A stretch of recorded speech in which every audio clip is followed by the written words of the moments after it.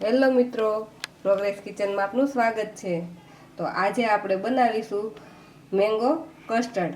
ઉનાળાની ગરમીમાં જ્યારે પણ ઠંડુ ખાવાનું મન થાય ત્યારે ખૂબ જ ઓછા સમયમાં અને સરળતાથી બની રહે તેવી આ રેસીપી છે। તો મેંગો કસ્ટર્ડ બનાવવા માટે અહીં મેં 1/4 કપ જેટલા સાબુદાણા લીધા છે। આ સાબુદાણાને આપણે ધોઈને 10 મિનિટ અગાઉથી પલાળી રાખીશું। આ સાબુદાણાને આપણે 2 પાણીથી પહેલાં ધોઈ લઈશું અને 10 મિનિટ અગાઉ પલાળી દેવાની। જો તમારી પાસે થોડોક વધારે સમય હોય તો તમે અગાઉથી પણ તેને પલાળીને રાખી શકો। તો સાબુદાણાને પલાળવા આપણે સાઈડમાં રાખી દઈશું અને બીજા એક બાઉલમાં આપણે 2 ચમચી કસ્ટર્ડ પાવડર લઈશું અને આ કસ્ટર્ડ પાવડરને આપણે ઠંડા દૂધમાં મિક્સ કરી અને એને ઓગાળી લઈશું। આ રીતે થોડુંક ઠંડુ દૂધ નાખી તેને આપણે મિક્સ કરી દઈશું।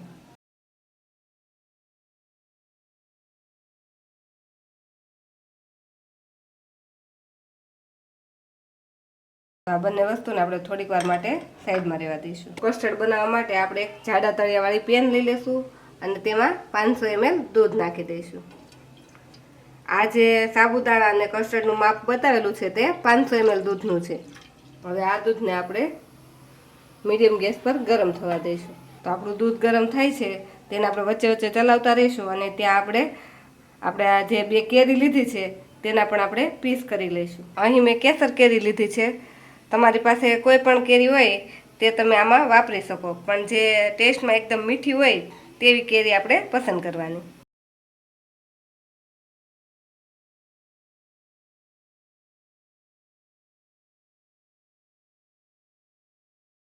કેરીની છાલ ઉતારી તેના આપણે નાના નાના પીસ કરી લઈશું। આ રીતે આપણે કાપા પાડી અને તેના એકદમ નાના નાના પીસ કરવાના, જેથી આપણે કસ્ટર્ડ ચમચીમાં લઈએ ત્યારે દરેક ચમચીમાં એનો પીસ આવે। તો આ રીતે ઉપરથી એકવાર ઉપરથી આ રીતે કટિંગ કરવાનું અને પછી ફરીથી આપણે કરશું એટલે નીચેથી આ રીતે બધું કટિંગ થઈ જશે, એટલે એકદમ સરસ એવા જેલી જેવા બધા પીસ પડી જશે। તો આવી રીતે આપણે બંને કેરીના ટુકડા કરી લઈશું અને આ ટુકડા કરી અને તેને આપણે ફ્રીઝરમાં ઠંડા થવા માટે મૂકી દઈશું। આપણે કેરીને કટિંગ કરીને ફ્રીઝરમાં રાખી દીધી છે અને આ સાઈડ આપણું દૂધ પણ સરસ ઉકળી ગયું છે। તો હવે આ ઉકળતા દૂધમાં આપણે જે સાબુદાણા પલાળીને રાખેલા છે તેને પાણી કાઢી આ રીતે તેનું બધું જ પાણી નિતારી અને તે સાબુદાણાને આપણે દૂધમાં નાખી દઈશું।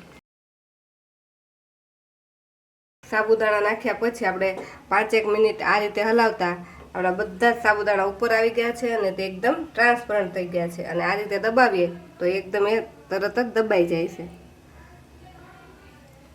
હવે આમ આપણે જે કસ્ટર્ડવાળું દૂધ બનાવીને રાખેલું છે તે નાખીશું। કસ્ટર્ડવાળું દૂધને આપણે ફરીથી આ રીતે એકવાર મિક્સ કરી લેવાનું, કેમ કે કસ્ટર્ડ હોય તે દૂધના તળિયે ચોંટી જાય છે એટલે, અને થોડું થોડું કરી એટલે આપણે આ કસ્ટર્ડવાળું દૂધ આમાં એડ કરી દઈશું। કસ્ટર્ડવાળું દૂધ એડ કરશું એટલે આપણું દૂધ ફટાફટ ઘાટું થઈ જશે।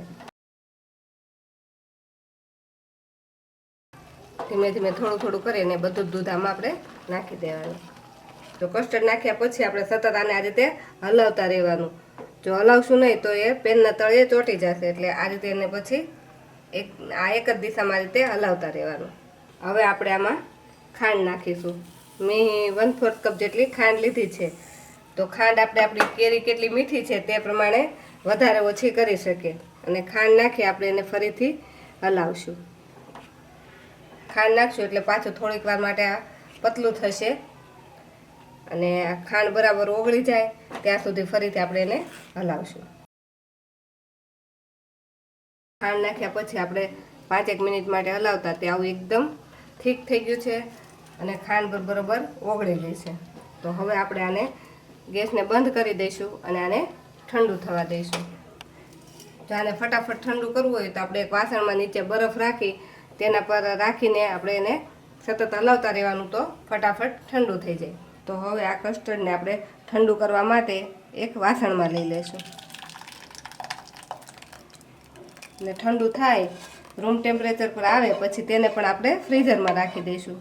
એટલે તે ફટાફટ ઠંડુ થઈ જાય. તો આપણું આ મેંગો કસ્ટર્ડ બનાવવા માટેનું જે આપણે કસ્ટર્ડ રેડી કરેલું હતું તે પણ ફ્રીઝરમાં રાખી દેવાથી ઠંડુ થઈ ગયું છે અને આ કેરીના પીસ પણ ઠંડા થઈ ગયા છે.